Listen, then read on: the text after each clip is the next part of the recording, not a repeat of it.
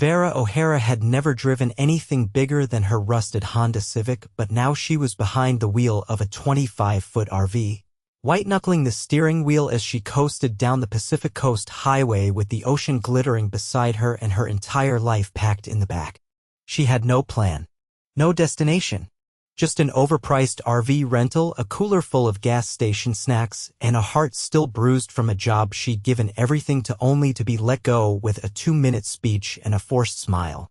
Solo travel was supposed to be her reset, her escape, her freedom. But she didn't expect to nearly run a man off the road on day 3. "Jesus Christ," the man shouted, slamming his hands on the hood of his sleek black SUV as Vera screeched the RV to a stop inches from his bumper. They were on a narrow turnoff overlooking Big Sur, where she'd pulled in too fast trying to catch the sunset. "I'm so sorry," Vera said, jumping out barefoot, heart pounding. "I didn't see you there. I was watching the cliff and the light, and you were watching the cliff," he repeated, incredulous. "Are you trying to kill someone?" "I said I'm sorry," she said, cheeks blazing. "It's a rental. I've never driven anything like this before." He looked like he belonged in a magazine. Expensive jacket, expensive watch, expensive cheekbones. His dark hair was tousled like he'd just run a frustrated hand through it, and his eyes, gray, sharp, furious, locked on hers. And then, strangely, he laughed. "Of course it's a rental," he said, shaking his head. "Only someone completely insane would take a vacation in that thing." "I'm not insane," she snapped. She stopped herself. She didn't owe him an explanation.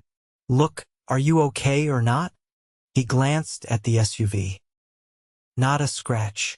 I'm fine." "Great. Then I'll just go back to being a reckless menace and let you get back to being rich and annoyed." That made his mouth twitch almost a smile. "You assume a lot." "I saw the watch."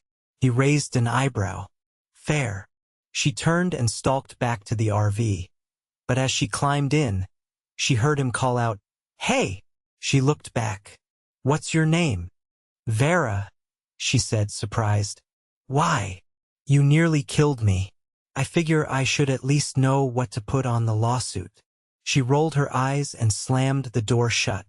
2 days later, she saw him again. She'd pulled into a small campground near Carmel, parked under a canopy of trees, and was sipping lukewarm coffee from a chipped thermos when the same black SUV pulled in and parked across the lot. He stepped out wearing jeans and a crisp white tee, clearly not expecting to be recognized. But Vera stepped off the RV stairs and crossed her arms. "You stalking me now?" He looked up, startled, and then laughed. "You again. You're everywhere I go."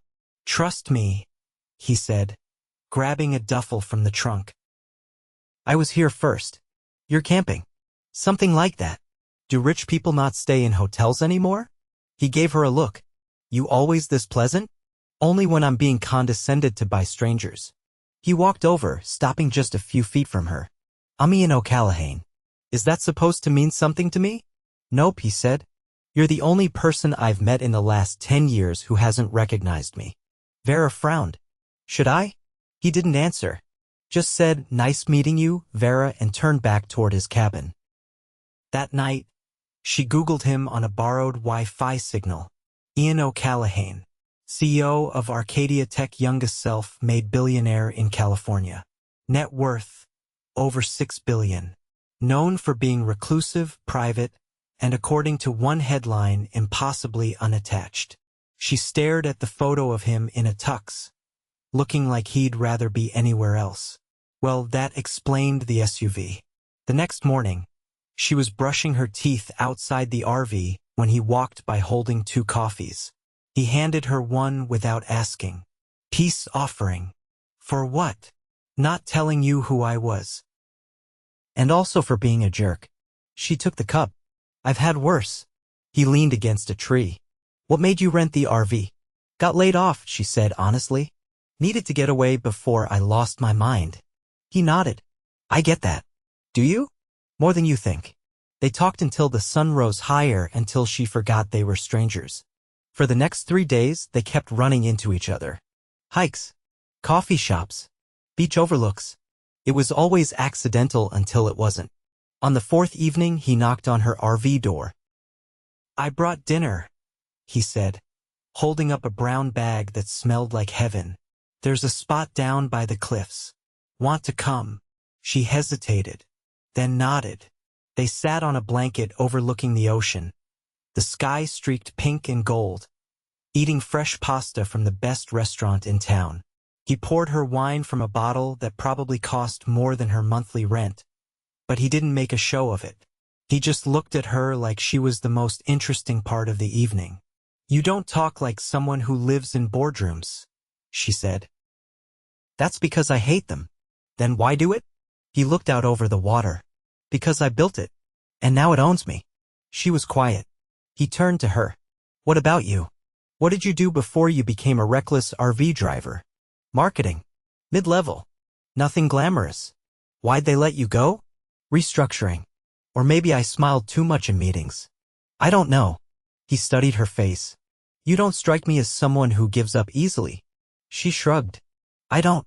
But I needed to stop trying so hard to prove myself to people who didn't care." He nodded slowly. "I think that might be the smartest thing I've heard in a long time." They didn't speak for a while after that. Just listened to the waves crash against the rocks. When the wind picked up, he shrugged off his jacket and draped it over her shoulders without saying a word. She looked at him. "You're not what I expected," she said quietly. "Neither are you." She didn't remember leaning in. But suddenly his mouth was on hers, warm and sure and full of something she hadn't felt in a long time, hope. When they pulled apart, she was breathless. "I'm not looking for anything," she said, her voice shaking. "Neither am I," he said. "But I think it might be looking for us." The first thing Vera noticed when she stepped out of the RV the next morning was that Ian was already waiting, leaning against a picnic table, holding 2 paper bags and a folded map in one hand. "You're up early," she said, blinking against the sunlight. "You're not," he countered, offering one of the bags. "There's a bakery in town that opens at 6.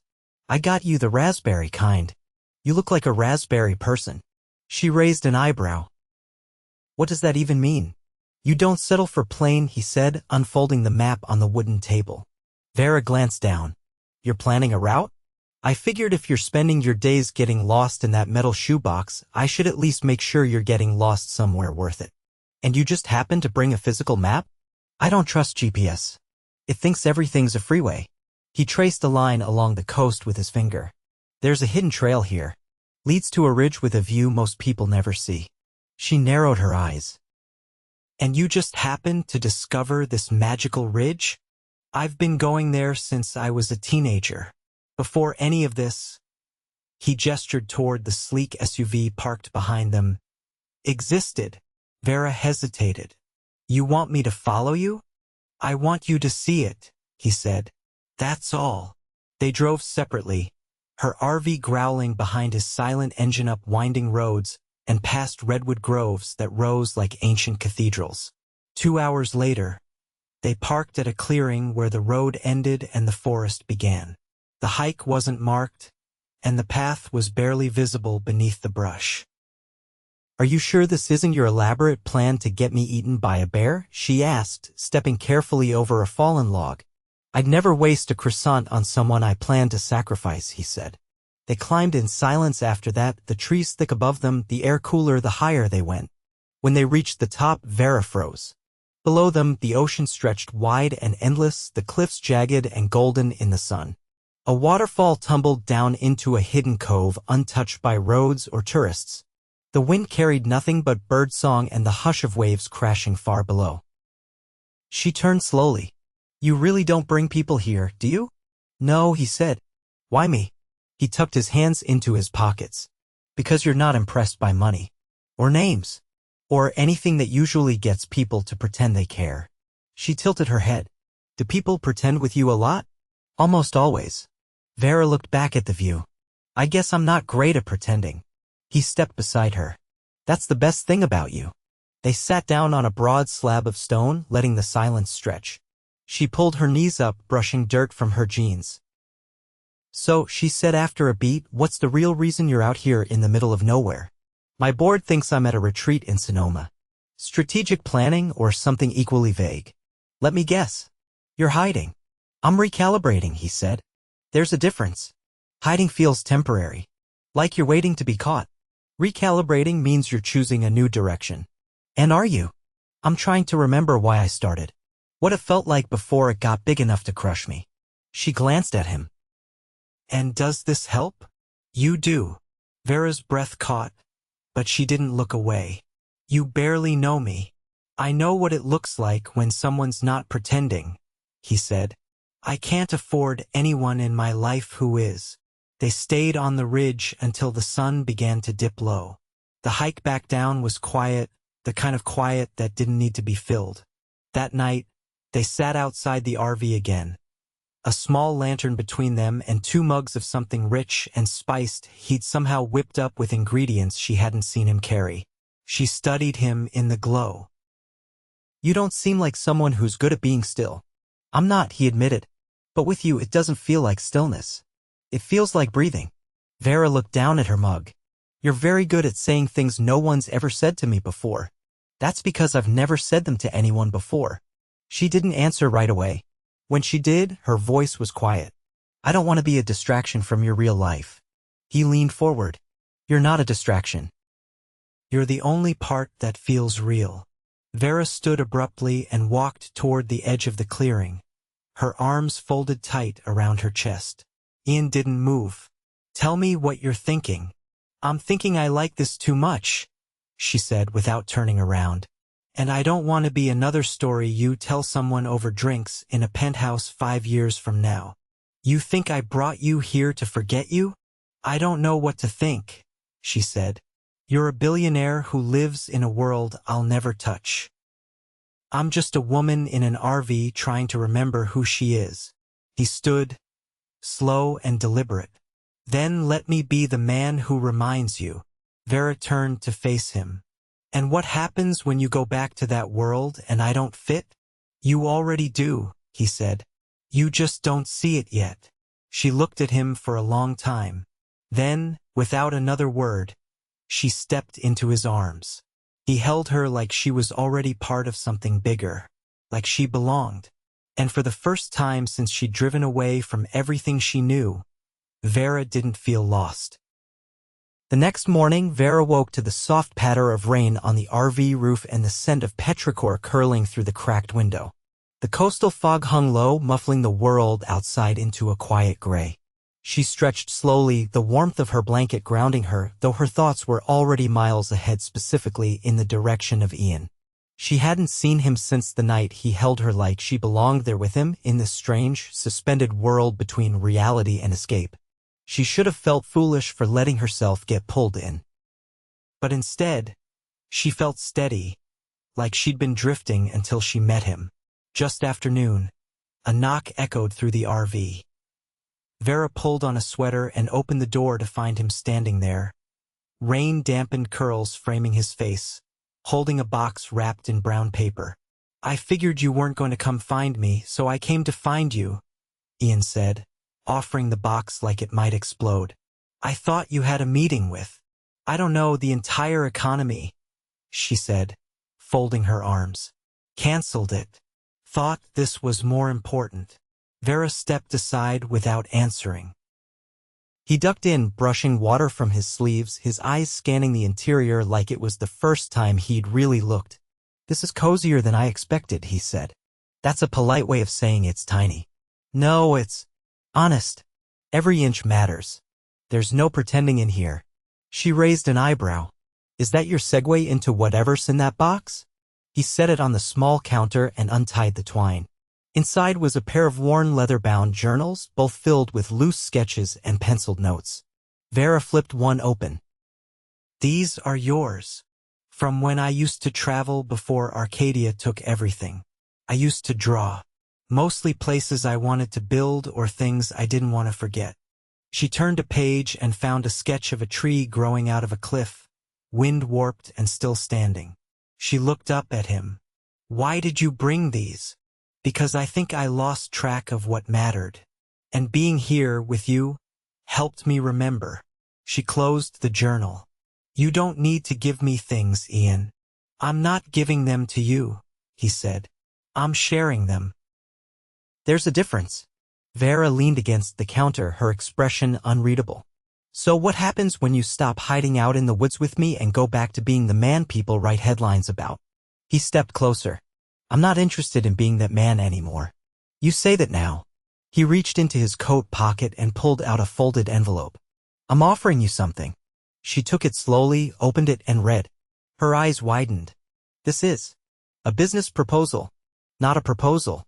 An offer. I saw your portfolio on LinkedIn. Before you left your last job, you pitched a campaign that tripled engagement for a client in under a month. That wasn't luck. She stared at him. You looked me up? I wanted to know what the world missed when they let you go. Vera sat down hard on the small bench seat. You're offering me a job. With you. With Arcadia's new side venture. I'm launching a division focused on sustainable tech and community development. I want you to lead the creative direction. She blinked. I was eating instant noodles last week. He crouched in front of her. And now you're being offered a six-figure salary, full autonomy, and a say in how we shape something that actually matters. You barely know me. I know who you are when no one's watching. That's all I need. Her hands curled around the edges of the envelope. And if I say yes, what does that mean for us? It means we stop pretending this is temporary. The words sat heavy in the air. Vera stood abruptly and walked to the door, staring out at the mist clinging to the trees. I came out here to figure out who I am without anyone else defining it for me. I know, he said behind her. And I'm not here to take that away. I'm here because I think you're exactly the person I want beside me while I figure it out too. She turned. This isn't just about a job. No, he said. It's about building something neither of us expected. She looked down at the envelope, then back at him. I need time. I'll wait. Later that night, she drove alone to a quiet overlook and sat cross-legged on the roof of the RV, watching the clouds break apart over the sea. The offer lay beside her, weighted with more than just ink and numbers. She thought about the version of herself from 3 weeks ago, burned out, boxed in, convinced she had to shrink to survive. And now, a billionaire had handed her not just a job, but belief. Not just a future, but a partnership. She didn't know if she believed in fate, but she believed in timing. In the inexplicable way someone could crash into your path literally and alter the course of everything. When she came back the next morning, Ian was waiting by the picnic table again, sipping coffee like he hadn't moved. She held up the envelope, now signed. Is this your way of saying yes? He asked. No, she said. This is my way of saying I'm ready to stop running. He stood slowly, his gaze steady. And what are you running toward? She stepped into him, pulled his face down to hers, and kissed him like she had nothing left to lose. You. The first time Ian O'Callaghan brought Vera into his world, it wasn't a grand gala or a red carpet event, it was a quiet boardroom on the top floor of a glass tower in San Francisco. She stepped through the doors in a navy pantsuit she'd borrowed from a consignment boutique in Monterey, her heels echoing on the polished floor. The view stretched out behind the floor-to-ceiling windows. The bay glittered like a tray of diamonds beneath a cloudless sky. Ian stood at the head of the table, surrounded by a dozen executives in tailored suits, who looked at Vera like she'd walked in holding a grenade. Everyone, Ian said. This is Vera O'Hara. She's joining us as creative director for the Arcadia Impact Initiative. She reports directly to me. Vera met the eyes of each person in the room, steady and unapologetic. No one said a word, but the chill was palpable. Later, in his office, she dropped her bag onto the leather couch and turned to face him. They think I'm a charity case, she said. They're wrong. They don't know me. They will. You could have eased me in. Ian leaned against his desk, arms folded. I don't ease into decisions. And I don't hire anyone I don't believe in. She let out a breath and looked around. His office was spare, all clean lines and stark design, but there was a new detail. One of his sketchbooks open on a stand near the window turned to a drawing of a tree on a cliff. She walked over to it. You brought this here? I wanted the reminder. He crossed the room and stood behind her. You're not here because I'm in love with you. You're here because you're the only person I trust with this. She looked back at him. You just said you were in love with me. I did. The words hung between them like a held breath. I wasn't ready to hear that, she said quietly. I know, he replied. I said it anyway. She didn't answer, but she reached for his hand. Over the next few weeks, they worked side by side, sometimes in the office, sometimes on the road scouting community projects and development sites. Vera threw herself into the work, pitching campaigns grounded in storytelling and impact, not branding and buzzwords. Slowly, the team stopped looking at her like an outsider. A few even asked for her input voluntarily. But the closer they got to launching the first project, the more distant Ian became. Meetings ran late without explanation. His replies to her proposals came clipped and delayed. He missed their weekly check-ins twice in a row. One evening, after a long day in Santa Cruz finalizing a coastal cleanup initiative, Vera found herself alone at the hotel bar, staring into a glass of ginger ale. When Ian finally walked in, 2 hours late, in a suit she hadn't seen him wear in weeks, he looked like the man from the headlines again, controlled, unreadable. Where were you? She asked. Investor dinner, he said, loosening his tie. You didn't tell me. It came up last minute, he said, signaling the bartender. She studied him. What's going on? Nothing. You've been avoiding me. I've been busy. Ian. He turned, finally meeting her eyes. I'm trying to protect this. From what? From becoming the reason people think you didn't earn your place. She froze. You think they'd be right? No, he said quickly. But I know how they talk. I built this company from nothing. I know how fast perception becomes fact. So what? We pretend we're not together. We slow it down. Just until the launch. Vera stood. You're asking me to fade into the background so your board doesn't think you're playing favorites. I'm asking you to let me handle this the way I know how. She shook her head. You're used to controlling everything. But I'm not something you manage, Ian. She left the bar without another word. The next day, he didn't show up to the final presentation meeting. And when the campaign went live a week later, he wasn't at the press event either. Vera delivered the keynote speech alone, standing in front of reporters and cameras, unveiling a project that blended environmental renewal with community-led design. When she stepped off stage, her hands were shaking. That night, she packed her things and checked out of the hotel. She didn't hear from Ian for 3 days. On the 4th morning, she returned to the RV, still parked by the ocean where she'd left it. Inside, everything was the same. The journals he'd given her were still stacked on the shelf. The map with his penciled notes still folded on the dashboard. She sat on the edge of the bed, staring at the place where it all began. Then she heard it, the unmistakable hum of an engine outside. She stepped out and saw the SUV. He climbed out, wearing jeans and a sweatshirt, his hair a mess from the wind. I was wrong, he said without preamble. She didn't speak. I thought I was protecting you. But I was protecting my own fear, of wanting something I didn't build, of not being in control. She crossed her arms. You treated me like a liability. I treated you like a mirror, and I didn't like what I saw in myself. She looked away. I watched your speech, he said. You were everything I've ever wanted Arcadia to stand for, and it had nothing to do with me. He stepped closer. I'm not asking you to come back to the company, or to me. I just needed you to know that I see it now. I see you. Tears burned the backs of her eyes. He reached into his pocket and pulled out a small velvet box. She froze. I'm not proposing, he said, opening it to reveal a key on a thin gold chain. It's the key to a cabin I bought. Redwood Valley. Quiet. Remote. Yours if you want it. Not because I want to keep you tucked away, but because I want you to have something of your own. She stared at it. And if you'll have me, he added, I'd like to be part of whatever you build next. Vera stepped forward and took the chain. I don't want a place that's mine alone, she said softly. I want something we build together. Not yours. Not mine. Ours. He nodded. She reached up, hooked the chain around her neck, and kissed him like the answer had always been yes. Months later, the cabin in Redwood Valley stood finished, a blend of clean lines and wild woods, glass walls and stone fireplaces. There was a studio for her to work, and a porch where he sketched in the mornings, and a long winding trail behind the house that led to a hidden overlook with a view that stretched forever. They never called it an escape. They called it home.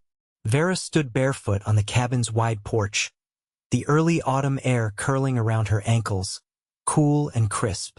A breeze rustled the tall grass below, carrying the scent of damp earth and pine. Inside, she could hear the faint clatter of Ian moving through the kitchen. He never cooked quietly, but he insisted on making breakfast every Sunday. It had become their rhythm, an anchor in a life that had once felt like nothing but motion. She held a thick envelope in her hands, her fingers grazing the embossed crest on the corner. It had arrived that morning, delivered by courier, and addressed to her by name, no title, no company, just Vera O'Hara. She hadn't opened it yet. When Ian finally stepped outside, 2 mugs in hand and a slice of toast balanced on a plate between his elbow and his ribs, he caught the flicker of hesitation in her face. "Bad news?" he asked, handing her the mug she always claimed tasted better than his. "I haven't looked yet." She nodded toward the envelope, now resting on the railing. "It's from my old company." He leaned beside her, careful not to touch the letter. "You don't have to open it." "I know." She glanced at him. "But I want to." She slid her finger beneath the seal and pulled out the letter. Her eyes scanned the page, expression unreadable. "Well?" Ian asked. "They're offering me my job back," she said. "A promotion, actually. Senior Creative Director. Full freedom to build a team. Remote flexibility." Ian's brow furrowed. "You'd be in charge?" "More or less. They're trying to clean house after the backlash from the layoffs. I guess they think bringing me back makes them look better." He didn't say anything for a moment. Then, "Do you want it?" Vera folded the letter and set it back on the railing. "I wanted it once. I thought if I got to that level, I'd finally feel like I mattered. But now, I don't know. I have more control here, more purpose." "You don't owe them anything," Ian said gently. "They weren't cruel, just blind. And I let that make me small." He turned toward her, both mugs now resting on the railing. "You're not small anymore." She looked out at the trees, their leaves just beginning to turn. "Do you think it's foolish to say no to something I once wanted just because I found something better?" "No," he said. "I think it's brave." Vera's phone buzzed on the porch table behind them. She glanced at it and sighed. "That's my sister. She's been trying to get me to come to New York for her engagement party. Why haven't you gone?" "She thinks I'm having some sort of wilderness breakdown," Vera said, grinning. "She doesn't understand why I left everything behind. Or why I'm with someone who doesn't fit the version of my life she imagined." "Do you want me to come with you?" She blinked. "To New York?" "Sure. Let's show them exactly what kind of breakdown you're having." She laughed, shaking her head. "You in a Manhattan ballroom?" "That I'd pay to see. I clean up well," Ian said. "You're not worried about the press?" "I stopped caring what people say the day I realized their version of me was less accurate than yours." She stepped closer, her hands resting on his chest. "I don't need to prove anything to her, or to anyone, but maybe it'd be nice to go. Together." He kissed her forehead. "Then let's go." They flew east the next week. Ian chartered a jet not out of extravagance, but because Vera's RV had spoiled her for crowds and chaos. When they arrived at the party, held in a rooftop venue with glass walls that framed the skyline like a painting, the buzz of whispers followed them through the room. Vera's sister, Camille, blinked when she saw them approach. "You actually came. Surprised. You haven't answered a single group chat in months." "I was busy building a life," Vera said. Camille's gaze shifted to Ian, who extended a hand. "Nice to meet you." Camille took it, then glanced back at Vera. "He's real. I told you he was. You said you met a guy in the woods who gave you a job and made you pancakes." "I figured it was a fever dream." Vera laughed. "It kind of was." Camille studied her for a beat longer, then leaned in. "You look happy." Her voice softened. "I haven't seen you like this since before Mom passed." Vera nodded. I forgot what it felt like. Later that night, they stood by the glass wall, watching the lights shimmer over the Hudson. Ian slipped his arm around her waist. Do you ever miss it? He asked quietly. The city, the pace? Sometimes, she admitted. But not as much as I thought I would. Would you ever move back? Maybe, if we had a reason. But not alone. He reached into his pocket and pulled out a ring. This time, there was no hesitation, no misunderstanding, no timing to blame. Just a quiet certainty between them. I don't need a spectacle, he said, or a crowd. Just a yes. Her eyes filled, but she didn't look away.